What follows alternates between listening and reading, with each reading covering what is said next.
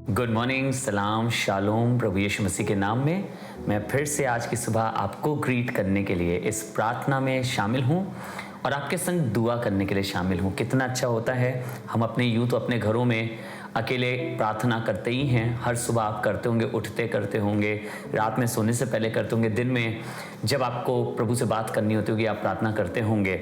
लेकिन मैं आज धन्यवाद करना चाहता हूँ प्रभु का, स्पेशली इसलिए कि यीशु मसीह ने मुझे और आपको मौका दिया है कि हम और आप मिलकर दुआ कर सकें। हम शहरों में कितनी अलग रहते हैं, हम देशों में भी अलग हैं, क्योंकि हमारी इस प्रार्थना में मॉरिशस से, दुबई से और अलग अलग जगह से लोग इसमें शामिल होते हैं, इस प्रार्थना को देखते हैं। So I just want to say, though we are from different countries, though we are from different cities, but I really thank God and praise Jesus Christ that He has given us this opportunity to come and pray together, to come and worship together.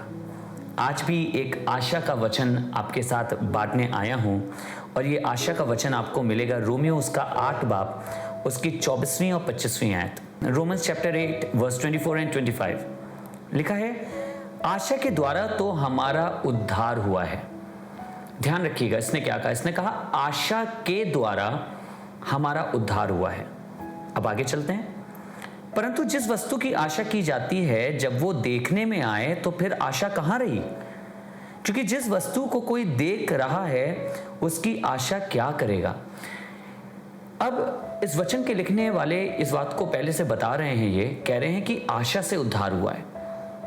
पर हम लोग कई बार गलत समझते हैं। हम सोचते हैं जिस चीज को हम देख रहे हैं हम उस पे आनंदित होते हैं, हम उस चीज में बने रह सकते हैं, हम उस चीज को देख के आगे बढ़ते हुए हैं। पर वो कह रहे हैं जो आशा जो उद्धार तक ले जाती है ये अनसीन होती है या दिखाई नहीं देती है, क्योंकि अगर दिख गई तो फिर वो आशा कहां है? पर आशा से तो उद्धार कह रहे हैं पहले होता है। ये इन्होंने यही बताया है कि आशा के द्वारा उद्धार होता है। इसका मतलब ऐसी चीज से जो दिख नहीं रही है उसके द्वारा हमारा उद्धार होता है। 25वीं आयत में चलते हैं। परंतु जिस वस्तु को हम नहीं देखते यदि उसकी आशा रखते हैं तो धीरज से उसकी बाट भी जोते रहते हैं।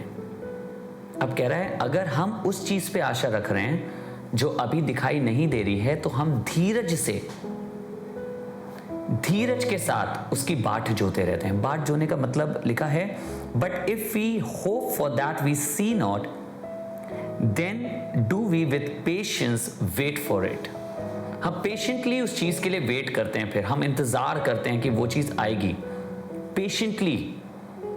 आशा में हबड़ तबड़ नहीं होती, आशा में बिल्कुल अभी हो जाए ये नहीं होता। If you have hope you should have faith also and patience in you. अगर आपके पास विश्वास है तो आपके पास संयम भी होना चाहिए। अगर आपके पास आशा है तो मेरे और आपके पास संयम भी होना चाहिए। हमारे पास संयम नहीं होता। क्यों? क्योंकि हमें लगता है कि नहीं अभी होना है, अभी ये हो जाए। पर मैं और आप तो उस चीज की बात कर रहे हैं कि मेरा उद्धार ही अनदेखी चीज से है।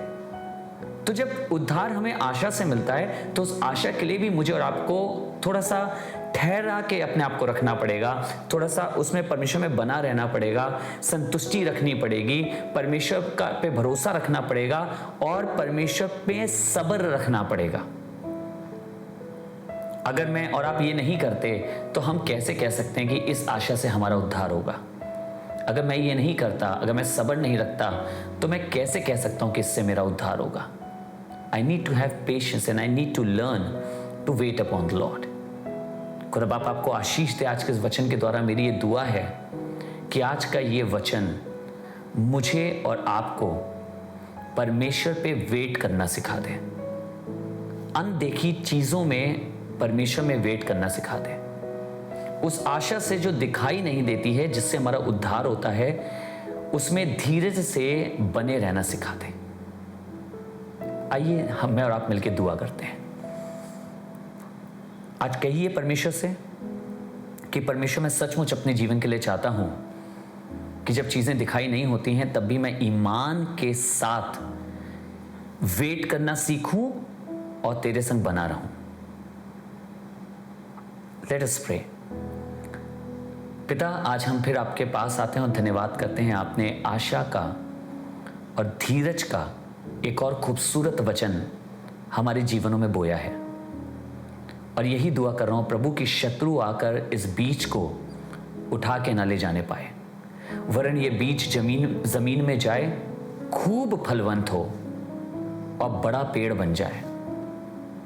आपकी कृपा, आपका अनुग्रह, आपकी दया इस बीज पे होने वाली हो सके। ये वचन प्रभु बहुत सामर्थी है।